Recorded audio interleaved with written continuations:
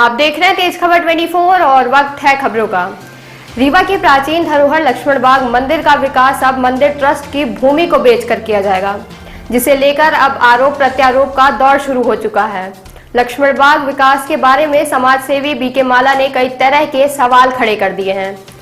BK माला ने कहा कि किसी भी धर्मार्थ के कार्य में शासन का सख्त आदेश है कि किसी भी प्राइवेट व्यक्ति को शामिल न किया जाए, लेकिन लक्ष्मण बाग मंदिर विकास के लिए प्राइवेट लोगों को शामिल कर एक प्रतिनिधि मंडल जमीन बेचने के लिए बद्रीनाथ रवाना हो रहा है। आपको बता दें कि लक्ष्मण बाग संस्थान रीवा की स्थापना 1841 में तत्कालीन रीवा महाराज विश्वनाथ सिंह जुदेव के द्वारा कराई गई थी। बताया जाता है कि लक्ष्मण बाग संस्थान से संबंधित कुल 73 मंदिर तथा 684 एकड़ जमीन, कई बड़े तालाब, बगीचे, अरबों की चल अचल संपत्ति एवं नकदी मौजूद है। फिर विकास के लिए मंदिर की जमीन बेचना कहां तक उचित है? बीके माला ने कहा कि यदि बेची जा रही है तो इसमें प्राइवेट लोगों को कैसे शामिल किया गया, जबकि इसका अधिकार केवल राष्ट्रपति या उनके द्वारा बनाया गया प्रतिनिधि मंडल होता है। आज हम एक प्रेस कॉन्फ्रेंस करने जा रहे हैं हमारे विंध्य क्षेत्र के, या कहें कि मध्य प्रदेश के, वर्तमान मध्य प्रदेश और विंध्य क्षेत्र की एक आध्यात्मिक धरोहर के रूप में एक अनुबंध 30 मार्च 1954 को भारत के माननीय महामहिम राष्ट्रपति महोदय के माध्यम से एक अनुबंध हुआ था, जिसमें राज्य सरकार का एक प्रतिनिधिमंडल बतौर काम के रूप में रहेगा।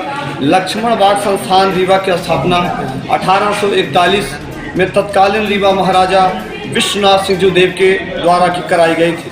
पूरे भारत में लक्ष्मण बाग संस्थान के रूप में भूमि, भवन, चल अचल संपत्ति बनाई गई थी, ताकि हमारे लक्ष्मण बाग संस्थान और रीवा विंध्य क्षेत्र के लोग समूचे भारत में जहाँ जहाँ तीर्थ स्थान है वहाँ जाके रह सकें। इस प्रकार की उन्होंने चल अचल संपत्तियाँ बनाई गई थी। यहाँ समूचे भारत के तीर्थ स्थानों में लक्ष्मण बाग संस्थान के नाम से मंदिर, मठ और अन्य भूमियाँ, चल अचल संपत्ति तैयार की गई थी, ताकि हमारे विंध्य क्षेत्र के लोग वहाँ जाएं तो ठहरें और वहाँ आध्यात्मिक पूजा पाठ या इत्यादि कार्य कर सकें।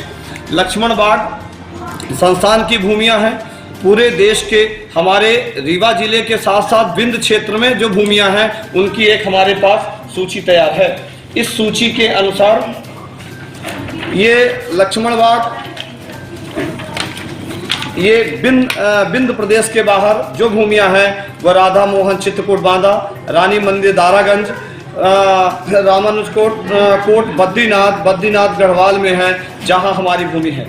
बिंद क्षेत्र में लक्ष्मण बाग संस्थान की भूमि, ये ब्रह्मशिला फतेहपुर में, हरिद्वार, राजघाट, छत्रपालगढ़, इस प्रकार की विंध्य क्षेत्र के बाहर हनुमान जी, इंदिरा कुआं दिल्ली, रघुनाथ दास जी, रामदास, इस प्रकार की हमारी भूमियां विंध्य क्षेत्र के बाहर की 13 भूमियां हैं।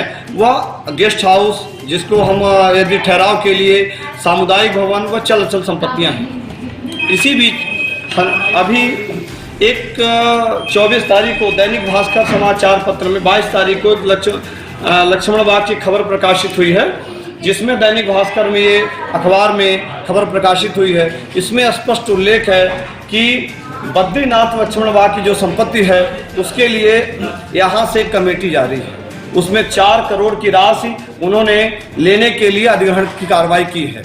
वास्तव में जो साइन बोर्ड संस्था है वो अधिग्रहण की कार्रवाई नहीं कर सकती है, इसलिए क्योंकि एक प्राइवेट संस्था है। यदि जिसका ये कहना है कि अधिग्रहण की कार्रवाई की गई है वह गलत है।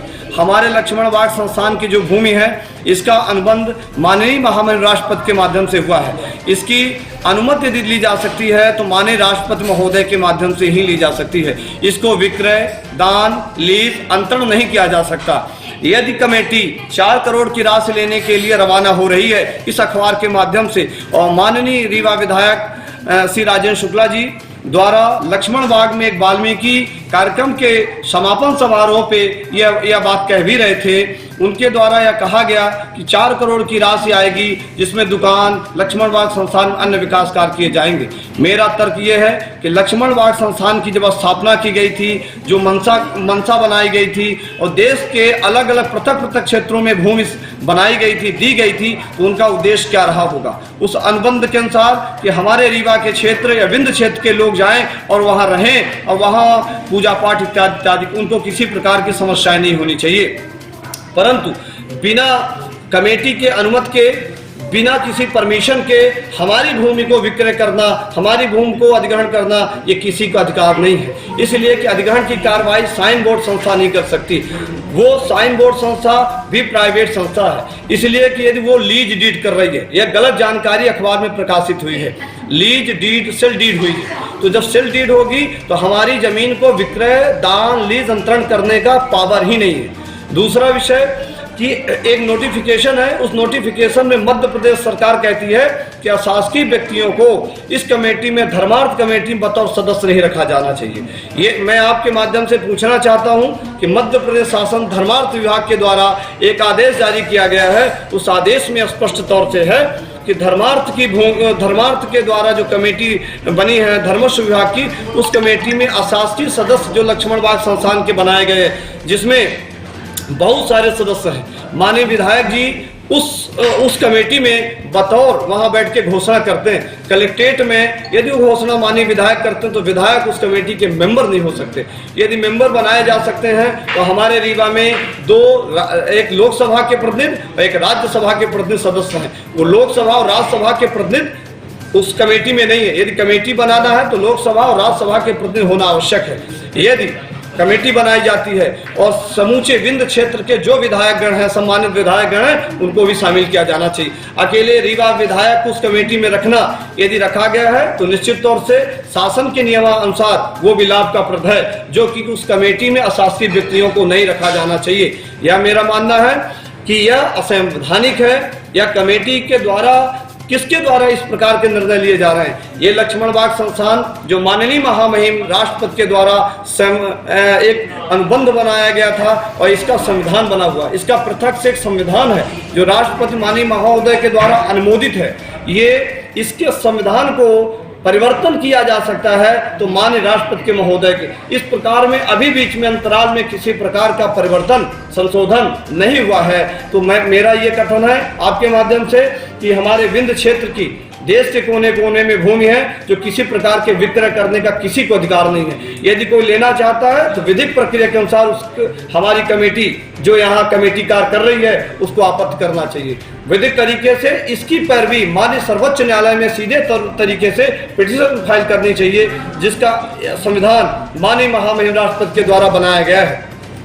बड़े खेद के साथ कहना पड़ रहा है कि हम महज 4 करोड़ के लिए हमारी संस्था, हमारी माननीय जुदेव जी महाराज जी ने जिस मनसा करुणा वाचा से, जिस परिकल्पना से यह भूमि बनाई गई होगी देश के कोने कोने में, आज उसको विक्रय किया जा रहा। आज एकाएक बिक रही, उसका रख रखाव नहीं हो रहा। रीवा लक्ष्मण बाग संस्था की भूमि बिक रही है, यहाँ तक कि बेजा कब्जा हो रहे हैं। रीवा के बेजा कब्जा नहीं हटाए जा रहे हैं। मेरा ये मानना है, मेरा ये तर्क है कि इस प्रकार की जो कमेटी बनाई जा रही है और व्यापक भ्रष्टाचार कमेटी के माध्यम से किए जा रहे हैं, मानक और गुणवत्ता विहीन कार्य किए जा रहे हैं, तो इसकी उच्च स्तरीय जांच हो।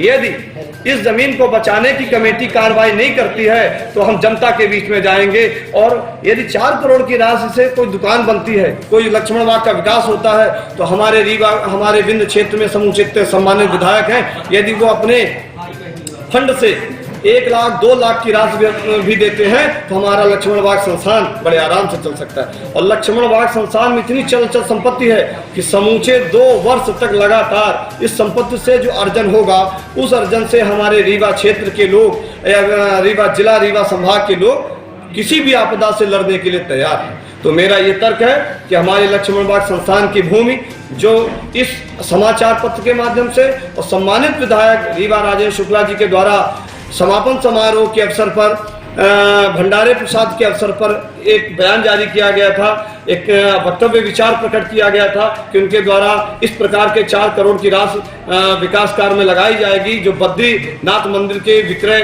से या लीज डीड से या अधिग्रहण से प्राप्त होगी। तो मेरा निवेदन है कि हमारी जमीन को हम किसी सूरत में बिकने नहीं देंगे। इसकी शिकायत माननीय प्रधानमंत्री नरेंद्र मोदी जी से करेंगे, माननीय महामहिम राष्ट्रपति महोदय जी से करेंगे और FIR के लिए माननीय गृह मंत्री केंद्रीय गृह मंत्री आदरणीय अमित शाह जी से आग्रह करेंगे कि इस प्रकार की भूमि जो देश के महत्वपूर्ण विषय है और हमारे देश व्यवस्था की है उसे हम किसी सूरत में विक्रय नहीं देंगे। यदि आवश्यकता पड़ी, राष्ट्र की आवश्यकता पड़ी तो हम भिक्षावृत्ति कर लेंगे, हम मांग लेंगे, परंतु हम किसी प्रकार की अपनी संस्था की, अपनी इस रीवा क्षेत्र की भूमि को विक्रय नहीं होने देंगे। और इस यदि कोई विक्रय करने की मंशा रखता है, यदि कोई ऐसी आपत्ति विचार रखता है तो इस संदर्भ में उनके विरुद्ध भी, कमेटी के विरुद्ध भी शासन को पत्राचार करेंगे। जमीन कैसे बेची गई है और क्या वजह हो सकती है? देखिए, साइन बोर्ड एक संस्था है जो बद्रीनाथ में है। साइन बोर्ड संस्था भी एक प्राइवेट संस्था है। उस साइन बोर्ड संस्था को हमारी भूमि को विक्रय करने, लीज डीड सेल डीड करने का पावर्स नहीं है। एक ट्रस्ट दूसरे ट्रस्ट की भूमि को अंतरण, विक्रय, दान, लीज नहीं कर सकता।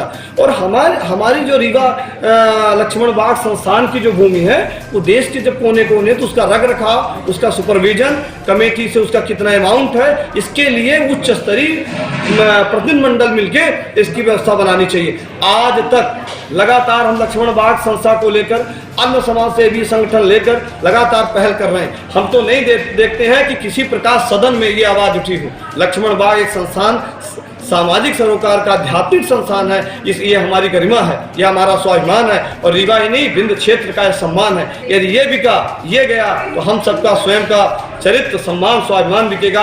आज तक सदन में लक्ष्मण बाग संस्थान को बचाने के लिए कोई पहल नहीं हुई।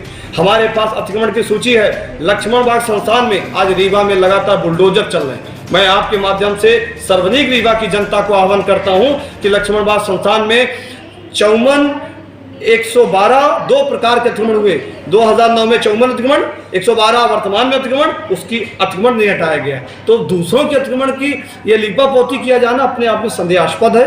मैं आपके माध्यम से आज प्रेस कॉन्फ्रेंस के माध्यम से कहना चाहता हूं कि किसी प्रकार के इस संस्था को बेचने या कि संस्था की भूमि को किसी प्रकार के जो प्रक्रिया हो रही है, हम उसका डट के विरोध करेंगे और समूचे विंध्य क्षेत्र की जनमानस से और आप सबके माध्यम से आग्रह करते हैं कि इसकी भूमि बचाने का महाअभियान चलाया जाना चाहिए। और आप सब इलेक्ट्रॉनिक प्रिंट मीडिया, हमारे किसान बंधु, हमारे रीवा के युवा साथी, हमारे प्रबुद्ध धर्मार्थी, सभी लोग धर्मावलंबी, सभी सज्जन से हमारा आग्रह है, ये प्रेस कॉन्फ्रेंस के माध्यम से ये बात कह रहे हैं कि रीवा लक्ष्मण बाग की भूमि बचाई जानी चाहिए। हम विक्रय नहीं करने देंगे, ये हम प्रयास करना चाहिए। विधिक प्रक्रिया से और नियमों के तहत प्रक्रिया का पालन किया जाना चाहिए।